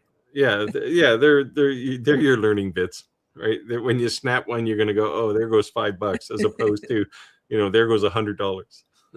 Yeah, so I bought like 3 pretty decent sized sets off Amazon, and Steve was laughing because he's like, "Yeah, that blue. What was it? What do they call the blue ones? The cobalt ones. Yeah." He was like, "That is so bootleg cobalt. There's no way. Not for that price. It can't be really cobalt. You know, there's just no way possible." Yeah. So yeah, because I've purchased like Amana cobalt bits, and they're like, you know, $80 and $90, and then you buy the like a pack of 50 of these things for $10 or whatever you paid, and it's like, yeah, they're just blue, they're not cobalt. But they claim they are. They heated them up and turned them blue, but in the process they took the temper out of the steel. Ordinary woodworker said, when buying epoxy, make sure you get fresh batch. Do not recommend buying off Amazon. Yeah, it's a little unpredictable on Amazon, but if you just need a bit, like you need, because you can get the whatever the art one is called, I forget the name of the company, but they're only like these little half-liter, or not even half-liter, they're 200 milliliter bottles or something. I bought that Promise epoxy off Amazon. Yeah, I'm an Amazon junkie. They're here 3 times a day. Oh, I am too, just because it's easy to get stuff. Yes. But if things like epoxy, I mean, when you're learning, who cares, right? You can go to your local what is it, Harbor Freight, and buy whatever epoxy they have on the shelf. You don't care. But when you're making something, you know, where that quality matters, you want good epoxy, and it's going to cost you money. And it's very personal too, depends on what you're making, because I like the epoxy that heats up a little bit, so you get that exothermic like waves and cool designs, mixing the colors. And some of them are, you know, deep pours that are very cold, so they don't. You put like 5 different colors there, and then it cures slowly, and it just all merges turns into brown. So it's like now different colors. And then other ones will heat up like crazy so fast that you end up with those tiny, tiny little dots. And just, you know, it heats up, it damages your mold because it heats up too much, and it might even crack. Hey, there's Roger. Hey, hi, Roger. Better late than never. Still got my chef jacket on, so flipping burgers. Oh, Mexican chef tonight, so get a whole lot of Mexican cooking tonight. So nice. I cooked tacos tonight. Miss Skylar, I want to thank you directly for what you made for Wanda. You're welcome. I'm glad I could help. Touched me so deeply. Thank you so much. ABT Market said, I think there's a lot of people, we don't practice what we preach. Yeah. You know, I was bad with that with sound protection. I never wore, you know, like, yes. And I'm doing it all the time now. And I think it was making me more self-conscious because of my son. It's like a kid and we're using loud, you know. Yeah. But we finally have like expensive ones that are built-in Bluetooth, and you can listen to music or do something when. But yeah, they're noise canceling, which is nice. And yes, and I've gotten used to working them. Not even when I go to work now, I'm using them. But like, and I mean, when you got your CNC, I told you, right? You turn a spindle on and you go, oh, this isn't so bad. And the second it touches wood, it's like, like, you know, like you're murdering a chicken. It's just like screaming at you, and it's like, it's you know, it's one of these things where I use just earbud noise canceling earbuds rather than the big over ear ones. Yeah, and it makes a huge difference once it touches that wood. Yeah, and I'm wearing them all the time now, and that was something throughout my entire career around heavy machinery equipment. Just never, whatever. But this is the advantage of lasers; they don't make a lot of noise. Yeah. So my son, when we didn't use the CNC for like weeks, put it that way, or lasers. Matter of fact, right? Couple weeks, maybe 2 weeks, 3 weeks, and my son goes, "Look how clean it is in here." He goes, "This is insane. 3D printers don't make any kind of mess." It's like, yeah. Well, the thing with what I find with the bamboo printer is when it does that first little test print up front, it draws that little stir stick up in the front. I try and pick that thing off, and it inevitably shoots somewhere. So down on the floor below my printers, there's a million of these little stir sticks things that come off the printer. What I end up with is I end up with one of them under my fingernail. Oh, I had that once. Yeah. Yeah. So I scraped it instead of using a pocket knife, and it went straight under my fingernail. And I got so scared. I was like, please don't break under there. Please don't break under there. And I pulled it straight out. But I have like a gray line under my fingernail right now because of that. Like, man, it's gonna be there forever now. It was like Sunlu matte gray. Yeah. Well, you got to start when you're picking it off. You got to start from like one end of it has a little ball on it. Yeah. Start from that end. I don't do the nail thing at all. I just pulled my pocket knife out. It went all the way to the top of my fingernail, and I was like, that will never happen again. If that thing broke in there, I'd be going to the hospital getting my fingernail taken off. Nah, it would grow out. Yeah. Chris said, when I buy, I spend as much as I can before permission is revoked. Yeah. There you go. As they say, it's easier to beg forgiveness than ask permission, right? There you go.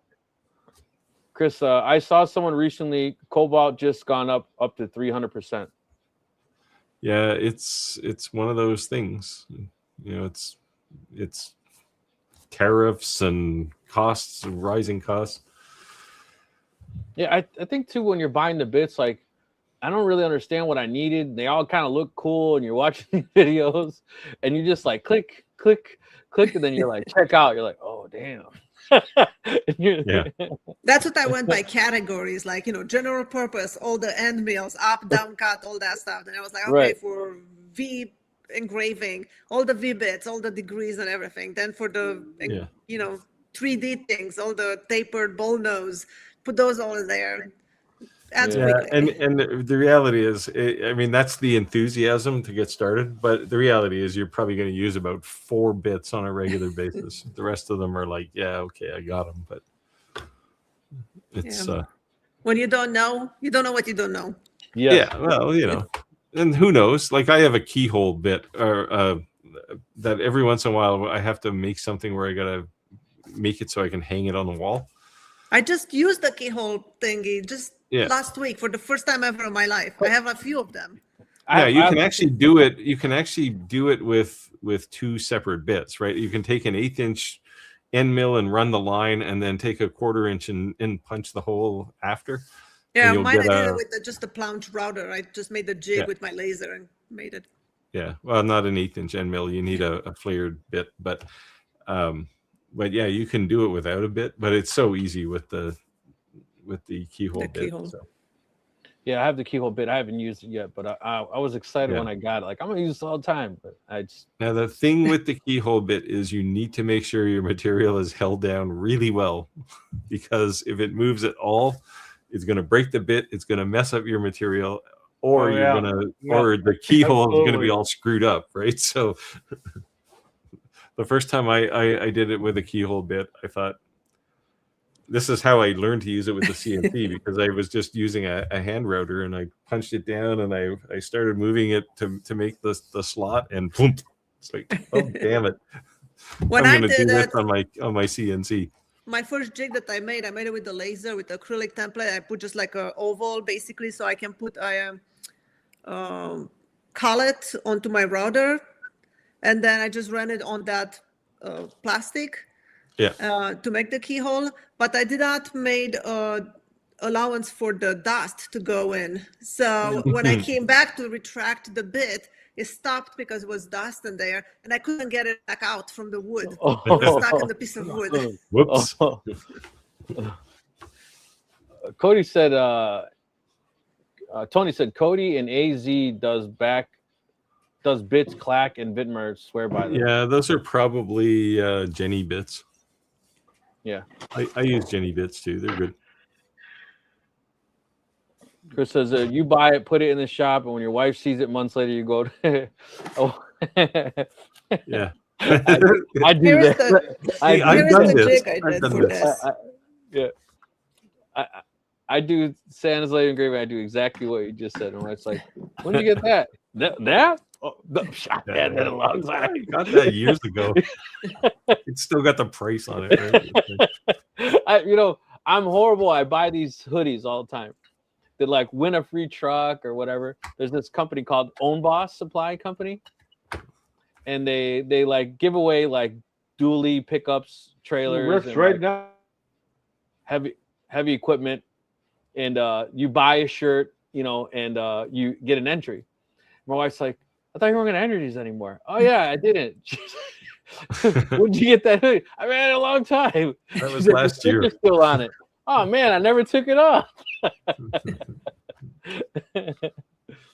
Yeah, it's funny. Chris said, Santa, the only problem with that is she's older. She orders more online than me, and she runs the deliveries for me. Yeah. Amazon's bad for that. They know you're lying. You can't lie on the price. What do they say? My only fear is when I die, she sells the tools for what I say I paid for them.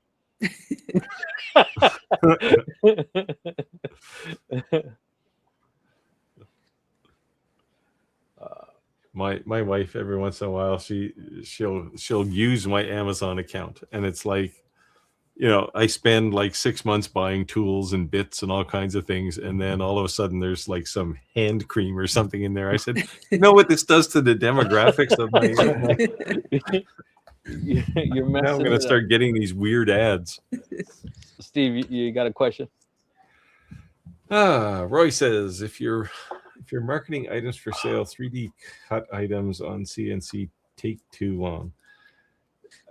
I stick with VCar Pro. I can do 3D, but like Steve said, can't combine two models. Yeah, it's generally not a huge issue. If you are doing your designs in something like Fusion or some 3D modeling, it could be Tinkercad, you can merge your model over there and just have one STL file that you're importing. So there's ways around it, but it's a pain if you just want to quickly put a bunch of pieces together. But I've done it that way in the past. Santa's Living Great said, my wife knows the delivery guy by name, so I totally understand. Yes. Yeah, we know our delivery guy by name, my UPS guy. He gets in our local community Facebook page, he gets like street cred there, just because he's so awesome. He knows we have a couple of dogs, so every time he drops a package, there's some dog bones on top of it. It's like, Roger, you're up. Our UPS driver knows that. We have daily pickups, so all the UPS drivers know up.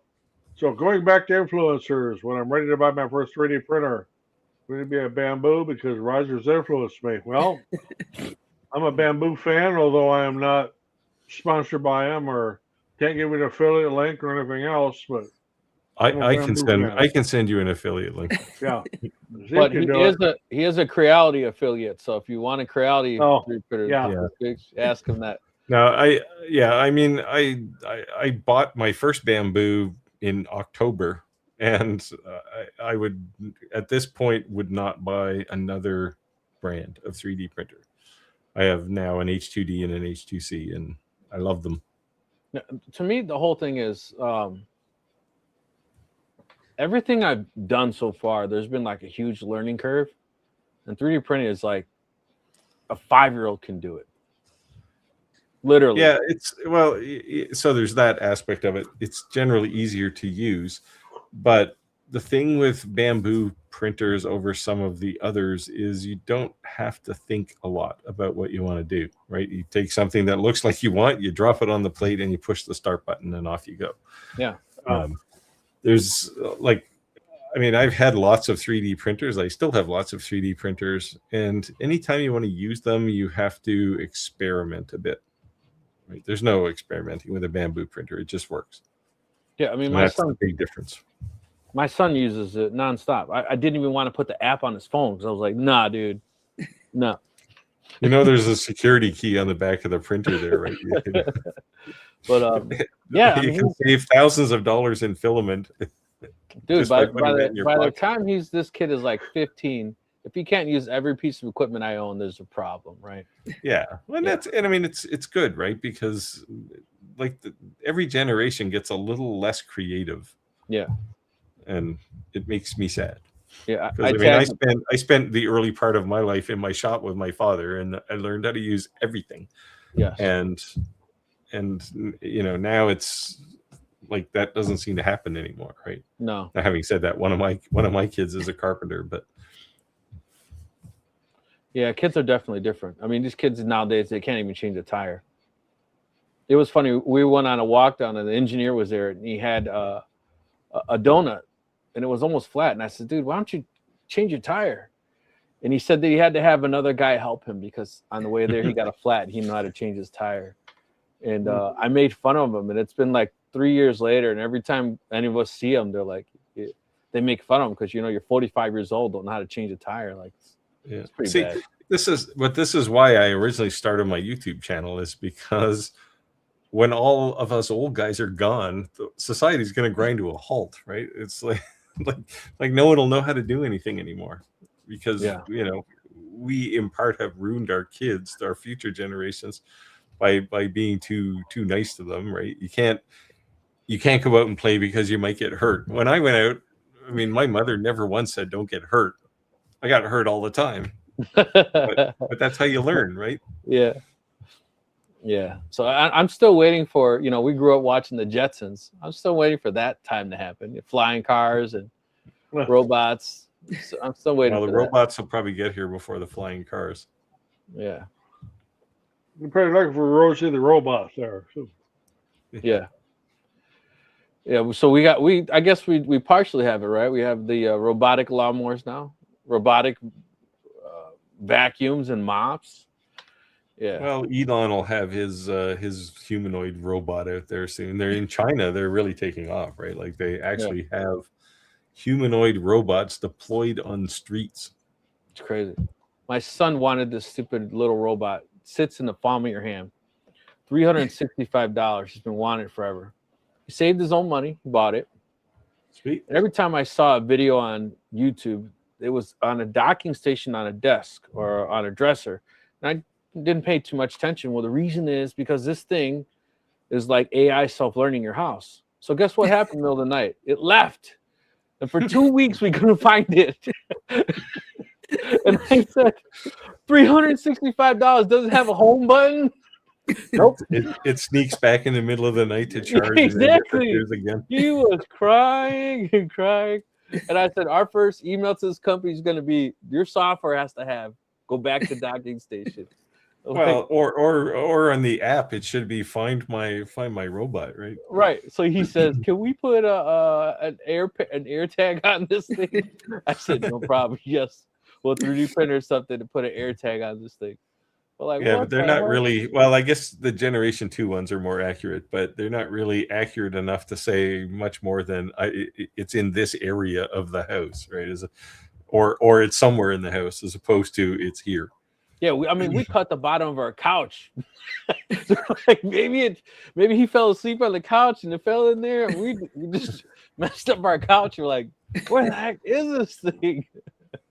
Like, oh man, what are you gonna do? Did your wife find out about that yet? No. It's got some Gorilla duct tape on there. Someday she'll be vacuuming under there and go, what happened to the couch? So, Santa Glazing Rimming said we were just told to be home before dark. My thing was we were kids, when the street lights came on, better get your ass home. Yeah, that was our rule too. And we didn't have to carry our water bottle with us. No. No. You didn't. You mean you didn't have a gigantic pink Stanley water cup with you all the time? No, and you did what no kid can do anymore. You drank from the hose, right? Yeah. Like, you can't do that anymore. Yeah. This is a new name to me. You guys recognize his name? Nope. Welcome Rob, if it's your first time. Hey, Steve, you want to take this one? After years of building my own deltas and Cartesians, I'm ready for a turnkey Prusa Core 1L. Yeah, it's a decent printer. If you want, multicolor, it's a good place to start. I've been seeing this advertised all over Facebook. I can't remember the brand off the top of my head, but it's like all over Facebook. I can't remember the brand off the top of my head, but it's like a 4x4 3D printer, full color. They're mostly using them for signs. I thought that was... it's when you say full color, it's like it looks like things are painted, that kind of color. Yes. Yeah, I've seen it. It's in Kickstarter right now, I think. Yeah, they're going crazy on Facebook Marketplace. Yeah, that thing's going to be $6,000. Yeah, I would imagine so. Yeah, and God knows what the running costs are going to be. It looks cool though. Definitely looks cool.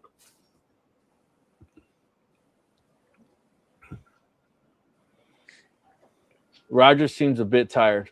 Well, yeah, it's been a long day. I was cooking tonight. I mean, it was what we call assholes and elbows. It was just a wild night tonight, and trying to run the kitchen, and yeah, it was a good night. But yeah, I'm ready for bed. No nightcap tonight, Roger. I didn't even have anything to drink tonight. So okay. I guess the only one I'm drinking Modelo. Modelo, feel free to sponsor us at any point in time. It's a number one Modelo beer. sounds pretty good. I think if I had one of them, I would absolutely be out. I had a glass of champagne before I came on here tonight. So last week we talked about filaments, and we were saying that how it was kind of agreed that bamboo filament is hands down good, and it's because for the most part they have all the settings dialed in the machine. You put it, set it, forget it, it's good to go. And that out of convenience, you tend to use other brands just because that you can't buy what's not available, right? Not as if you wouldn't, but you can't buy something that's completely out of stock. I also mentioned how Hobby Lobby, people are posting within 10 minutes, 200 rolls are gone. Lo and behold, right after the live, I get a message from a company who's supposedly in Plainfield, Illinois. And if you buy 20 rolls of film at a time, they sell them for $9 each. I said, this I gotta see. So I think I'll get us all a set of every primary colors, and we can test it out, see how it works. So my backup from Beyond Bamboo is Sunlu. Of course, Sunlu makes bamboo's filament, but yeah, I'd say I use almost equal amounts of Sunlu and bamboo. Yeah, I was using all Crealities when bamboo was in stock, but I was getting upset when they were tangled every now and then, and that bend at the end. And Sunlu doesn't have that problem at all. Yeah. That's the bend at the end is the only issue I have with Crealities filament. It's pretty good. Yeah, otherwise the filament itself is great. And they're not all bent like that. Just it's like 50-50 maybe, or maybe 60-40, but they're definitely bent. Yeah, but you only need one to screw things up. Yes. Yeah, what just sucks is I set something to print, I go to sleep, and I expect to be done in the morning, and you get that AMS error message, and you're like, damn. Like, so you got to untangle it or whatever, like this should have been done, but now it's not because of this, so. Yeah, I won't say I've never seen one that was tangled out of the box, but I've seen a couple. Yeah. But I haven't noticed any Creality filament that's been like that. Creality, about halfway through the film, I've noticed that they almost like they were doing like a braiding or something, and it just gets tangled. It's like they underwrapped one loop, so then it starts pushing it this way. Yeah, I've noticed it a couple rolls. I've never seen that. Well, my experience with the Amazon Basics filament was, and I don't use it anymore, I would get halfway through a spool, and there'd be a cross wrap in the middle of the spool. How the hell does that happen? That's what I'm talking about. Yep. Yeah. It'll say too much tension on the AMS or whatever, and it'll stop it. And you have to pull it out and unwrap it, and then it's fine. But I've noticed that. So. Yeah. 1 minute left in the live, guys. I haven't had that problem, but yeah, I have seen some filaments cross cross wound on the again about halfway through. I don't know how they could even make that happen. Yeah, Yeah. it's just weird. So as Roger and I would call it, it's called assholing, right, Roger? Yeah. No, but they could be assholes. It's how do you take it? No, a filament that's wrapping and put a cross in it. The only way to do it would be to do like, well, no, you can't even just turn it around or something. I've run into that, back when I was still working in the trade, we would be pulling wire off of spools and there'd be a cross strap in the middle of it. You're like, how in the hell does this happen? Yeah, so we call that an asshole. Yeah. Or a foreman. Yeah. Yeah. Yeah, we don't I'm not exactly sure where that came from, but yeah, anyone's in the trades, if you say the cable is asshole, that's exactly what they'll think. There was a wrap in it. But yeah. There's Jack in the shop. Hey guys. Better late than never, I guess. You're just in time to say see ya. Yeah. So I'm a little late getting in here too. I had to play Mexican Chef today, and every third Wednesday of the month I'll be doing the same thing. So I'll be a little late on every third Wednesday. Nice. One quick question before we go here. Skylar, you want to answer this? Can you use a roundover bit on epoxy? Yes, absolutely. I use roundovers. I use chamfers. They all work well. Just take small bites at a time because you might chip it if not. Yeah, you got to go slow with the feed, and you can't dive into it too aggressively. But epoxy, you can do pretty much anything in epoxy that you can do in wood. It does make a mess and has so much statics and it sticks to everything. It makes cleaning up a mess. But yeah. But one of the things it lets you do is you can do, like, you can lay epoxy, then you can engrave out of it, and you can lay more epoxy, and then plane it down to the original surface, and you can get kind of neat effects in it. I've seen a lady, she was doing epoxy where you pour the epoxy and then she would let it cure and then she will hand paint it, but she would just paint the background and then pour another clear epoxy and then paint a bear and a tree or something, then put another layer and then you put something in the foreground like a bush of flowers or something, and it's like depth, like 3D. Yeah, you get it like a 3D type thing. Yeah, I've seen that. I was thinking about doing that with my UV printer. Just print something, put epoxy, print something else. Oh, that's cool. Yeah. Because I've done the UV printing on epoxy, and you can put the top coat and use the torch and pop the bubbles, and it doesn't affect it. Nice. Do you have to have like a Bob Evans effect and say this is a pretty little tree right here, a pretty little tree right here? All right, guys, we're at time. I appreciate everyone joining the live. Skylar, thank you for joining us tonight. Thank you so much for having me. I missed you guys. Yes, for sure. You're always welcome to join at any time. Skylar, you want to say anything on the closeout? Nothing really. Thanks everyone for taking the time to come watch the live stream, and have a good rest of the week. Yeah, and I will see everybody next week. I'll be on time next week. You'll actually be here next week. Yeah. I'll be here next week too, as far as I know. All right, guys. Thanks for joining. Right. See you next week. Good night. Carol. Bye. Bye. See y'all.